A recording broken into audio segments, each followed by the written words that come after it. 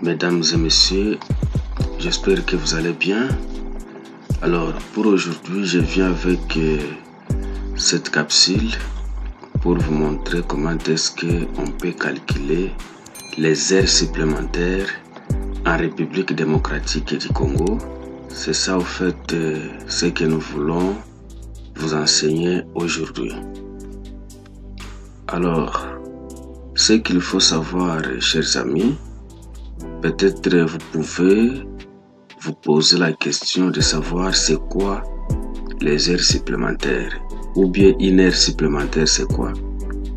Chers amis, conformément à l'esprit de l'article 119 du Code du travail, une heure supplémentaire est considérée tout simplement comme toute heure de travail qu'on peut accomplir à la demande de l'employeur au-delà même de la durée légale de 45 heures par semaine ou soit de 8 heures par jour. C'est-à-dire, en République démocratique du Congo, on a déjà réglementé les heures de travail.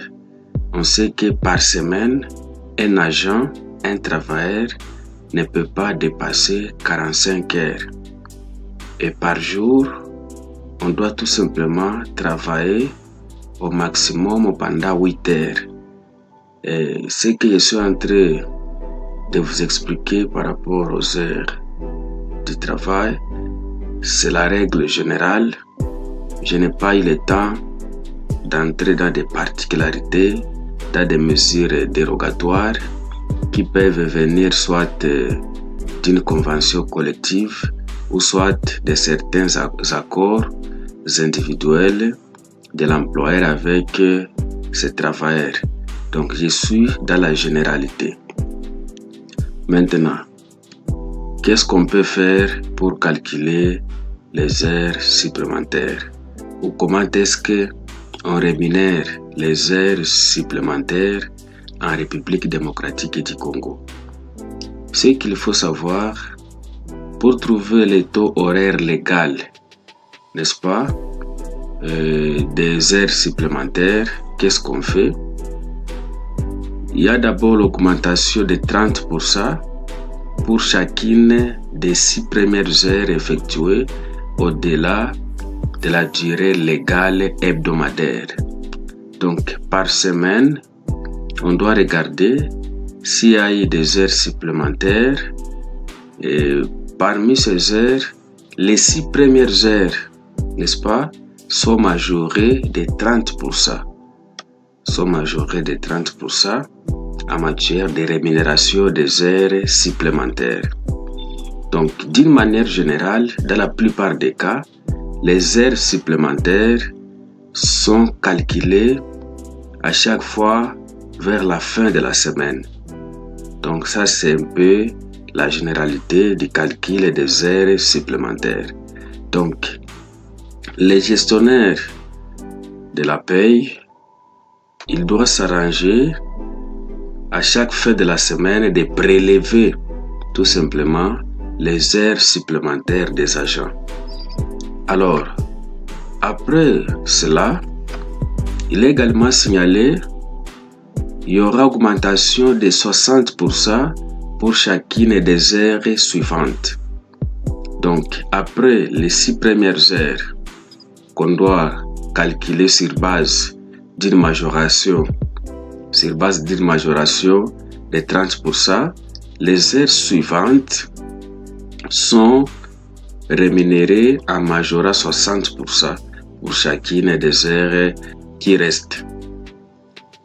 Après, il y aura augmentation de 100% pour chacune des heures supplémentaires effectuées pendant les jours de repos hebdomadaires. Donc, c'est au fait ces différents cas de majoration en termes de rémunération des heures supplémentaires en République démocratique du Congo. Donc, nous avons l'augmentation de 30% pour chacune des 6 premières heures effectuées au-delà de la durée légale hebdomadaire. On sait que la durée légale hebdomadaire, c'est combien? C'est 45 heures par semaine. Après cette majoration, nous avons la majoration de 60% pour chacune des heures suivantes. Et vers la fin, nous avons une majoration de 100% pour chacune des heures supplémentaires effectuées pendant les jours de repos hebdomadaires. Maintenant, je vais vous donner un exemple qui va essayer de vous montrer clairement comment est-ce qu'on fait pratiquement pour calculer les heures supplémentaires. Qu'est-ce qu'on nous dit? On nous présente les relevés des heures pour M. Wakime Samsini du mois de janvier 2024. Et comme vous voyez ce tableau, nous avons la première colonne qui nous indique les différentes semaines du mois. Nous avons la période ou les différentes périodes. Nous avons le nombre d'heures effectuées. Nous avons également le nombre d'heures normales de l'agent. C'est-à-dire la première semaine qui a commencé du lundi 1 jusqu'au samedi 6. Alors cette semaine-là, M. Wakimesa avait travaillé 48 heures. Et les heures prévues normalement ou les heures recommandées, c'est 45 heures. La deuxième semaine qui commence du lundi 8 au samedi 13, il avait travaillé 45 heures et les heures prévues ou les heures légales prévues par semaine, c'est 45 heures. Du lundi 15 au samedi 20, il avait travaillé 50 heures. Or, la norme fait en sorte qu'on ne dépasse pas 45 heures par semaine. Du lundi 22 au samedi 27, il avait travaillé 54 heures. La norme nous oblige de travailler seulement 45 heures par semaine. Et la dernière semaine ici, ça varie du 29, donc du lundi 29 au mercredi 31. Donc si vous regardez bien ici, il avait travaillé seulement lundi, mardi, mercredi. Donc la dernière semaine, il avait effectué 24 heures, c'est-à-dire 8 heures par jour multiplié par 3. Et normalement, il devait travailler tout simplement pendant 24 heures vers la dernière semaine. Maintenant, qu'est-ce qu'on nous demande? On nous dit de calculer les heures supplémentaires de ce travailleur dont les taux horaires de sa rémunération s'élèvent à 11 $. Les 11 $ ici, je le dis au hasard, ce n'est pas à dire que en RDC, on touche 11 $ par heure. Non, n'est-ce pas? Je le prends au hasard pour des raisons pédagogiques. Il est aussi indiqué, sur demande de son employeur, il avait travaillé un dimanche durant 2 heures. Maintenant, on passe vite à la résolution. Alors, comme nous avons déjà les relevés des heures réalisés par M. Wakimesa, on peut maintenant procéder à dégager, premièrement, le nombre d'heures qui seront majorés de 30%, mais également le nombre d'heures qui seront majorés de 60%. Maintenant, en regardant la première semaine ici, il avait travaillé pendant 48 heures par semaine. Or, ce qui a été prévu légalement, c'est 45 heures par semaine. En regardant ici, il y a quelques heures supplémentaires. De combien? Nous avons 3 heures supplémentaires. Ces 3 heures supplémentaires, comme ça ne dépasse pas 6, ça doit entrer dans la colonne des nombres d'heures majorés de 30%. En regardant la deuxième semaine, il avait travaillé pendant 45 heures et ce qui est prévu par la loi c'est 45 heures, donc pas des heures supplémentaires. Nous arrivons à ce niveau, n'est-ce pas? La troisième semaine, il avait travaillé pendant 50 heures par semaine. Ce qui est prévu, c'est 45 heures. Donc, en termes d'heures supplémentaires, si on fait 50 mais 45, nous avons seulement 5 heures supplémentaires. Comme ça ne dépasse pas 6, donc il y aura, n'est-ce pas, enregistrement des 5 heures supplémentaires qui seront majorées de 30%. En regardant la 4e semaine, donc du coup, en observant ici, si on fait 54 moins 45, nous avons 9 heures supplémentaires. Dans ce cas, on va d'abord enregistrer 6 heures supplémentaires qui seront majorées de 30%. Il nous reste 3 heures. Donc, les heures suivantes, comme dit la loi, c'est 3 qui seront majorées tout simplement de 60%. En regardant la dernière semaine, il n'y a pas de heures supplémentaires parce qu'elle avait travaillé durant 3 jours. Et là, on a fait 8 fois 3.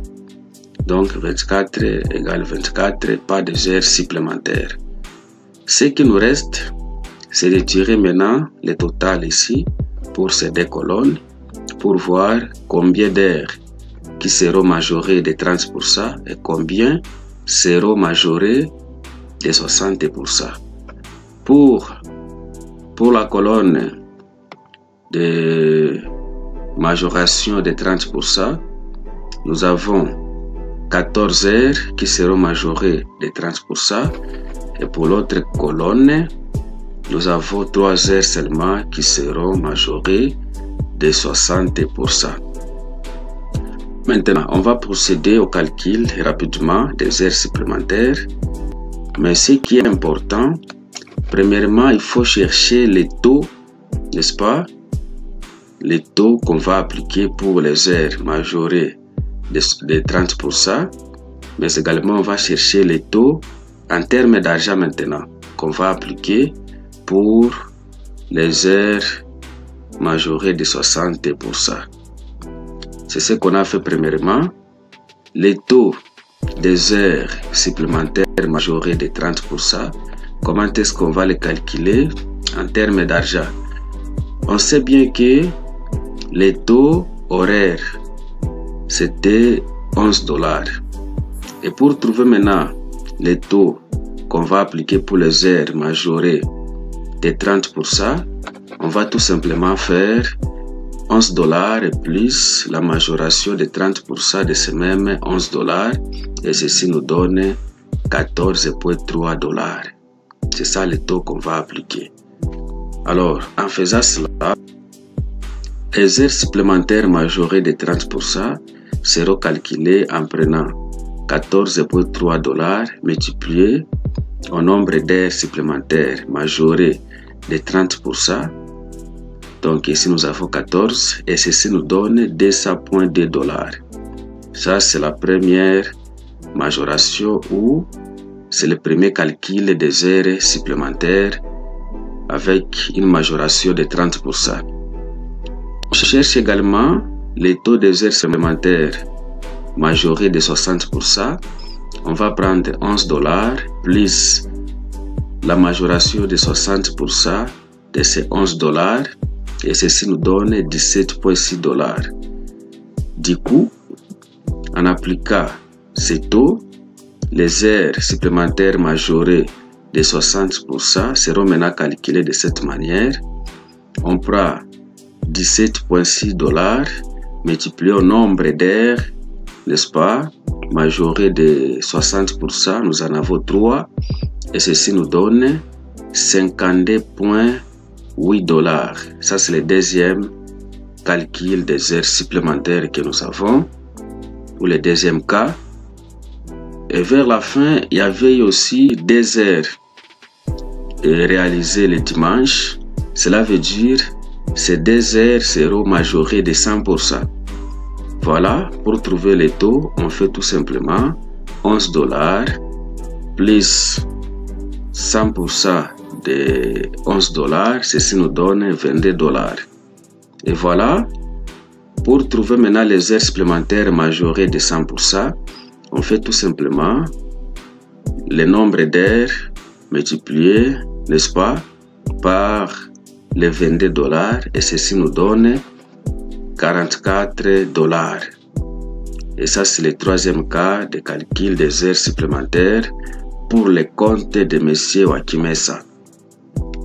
Et vers la fin, on peut tirer maintenant le total de toutes les heures supplémentaires en termes maintenant d'argent que M. Wakimesa va bénéficier. Pour le premier cas, il a bénéficié 200,2 $ plus 52,8 $, plus vers la fin 44 $, ce qui fait pour le mois de janvier la rémunération de ces heures supplémentaires, n'est-ce pas, va s'élever à un montant de 297 $. Donc c'est un peu ça, chers amis. Si vous avez des observations, vous avez des questions, n'hésitez pas à nous contacter. Je vous laisserai mon numéro WhatsApp comme d'habitude dans la barre de description. Merci beaucoup et à la prochaine occasion.